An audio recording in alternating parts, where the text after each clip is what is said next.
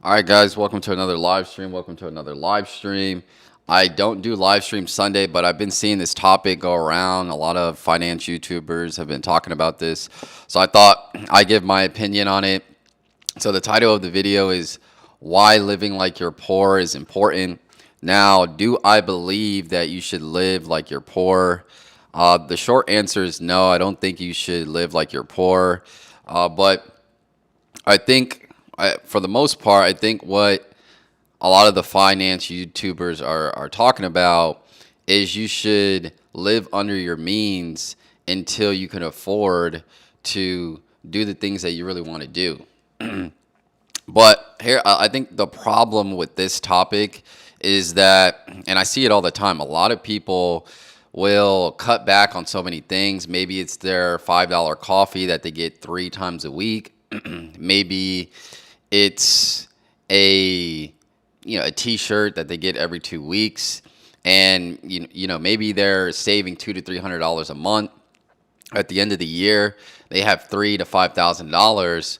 But a lot of those people that do that just kind of save that money and don't do anything with the additional money they saved from living like they're poor, right? Most people have the tendency to just keep their money in a bank account, and I think they're going to save their way to making a lot of money, being wealthy.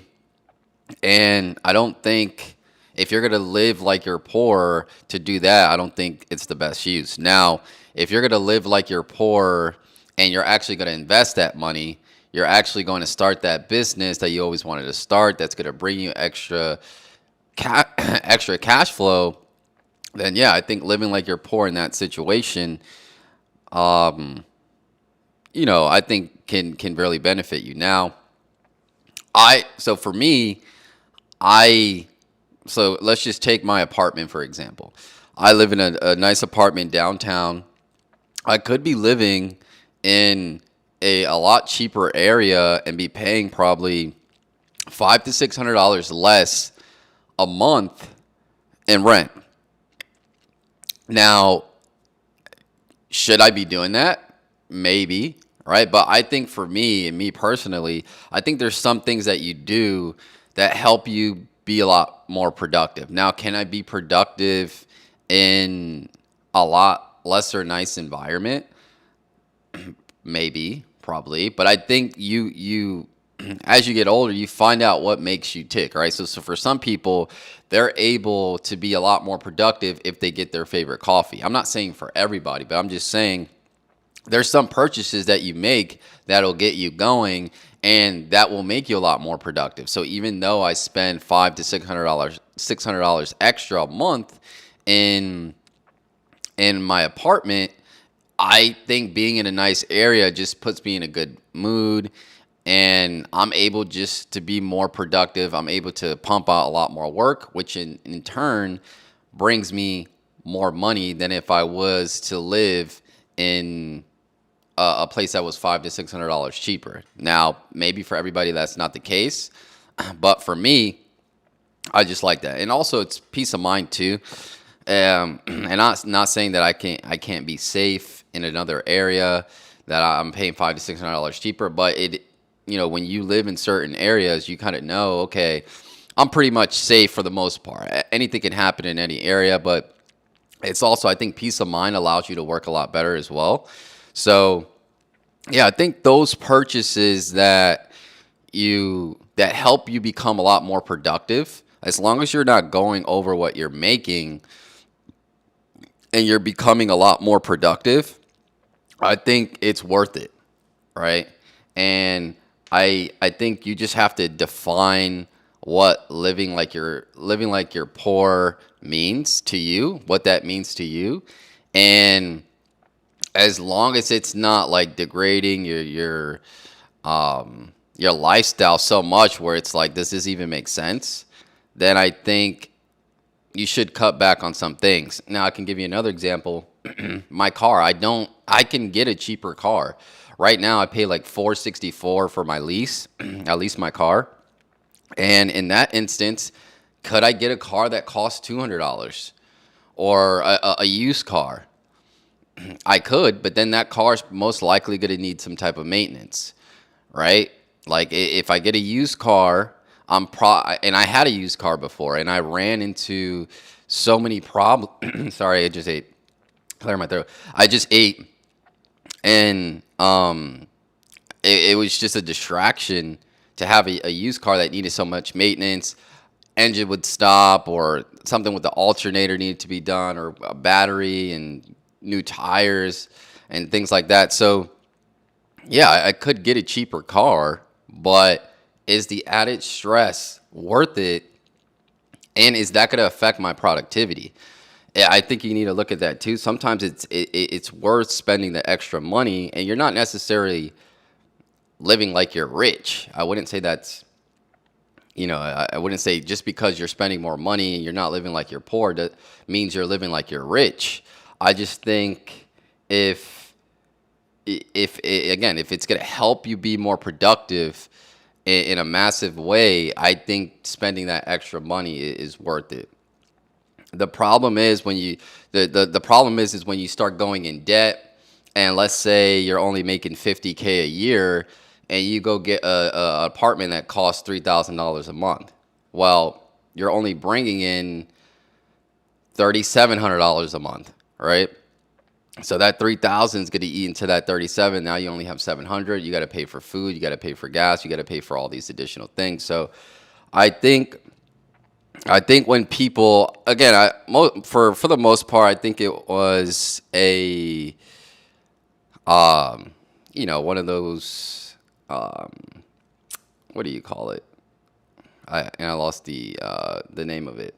Thumbnail, right? So the thumbnail, I think it was just a catchy thumbnail that most of these finance YouTubers are using to get people to click on the video. But I think for the most part, when I read into it, some people most like go to the extreme.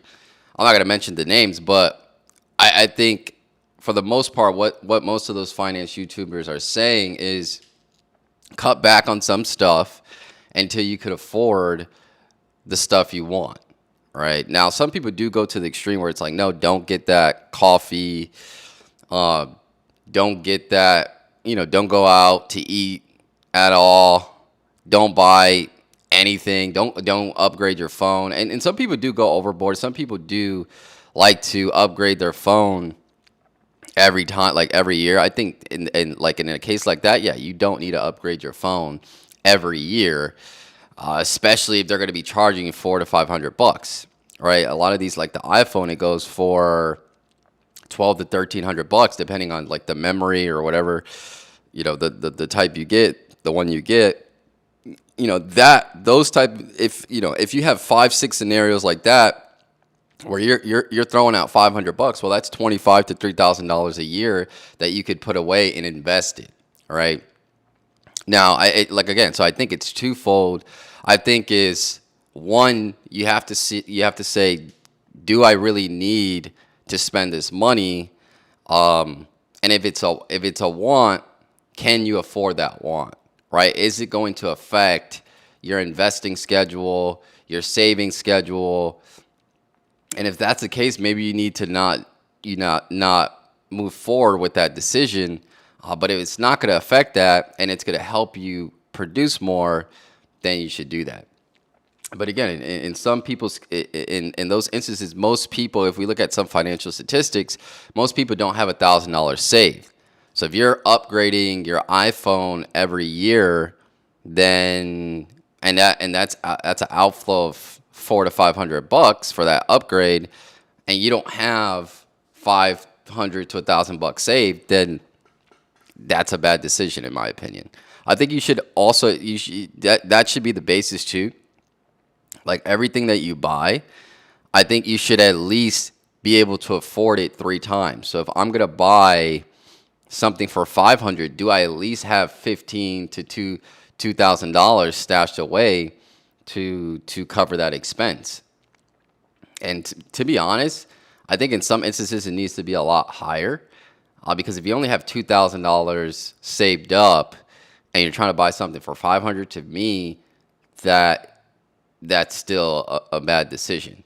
But at least to set like the minimum, at least have three to five times the amount of money that that purchase is going to cost. If it's a want, right? If it's a want, then I think that's the case. If it's a need and it's going to help you produce, then, go ahead and do it.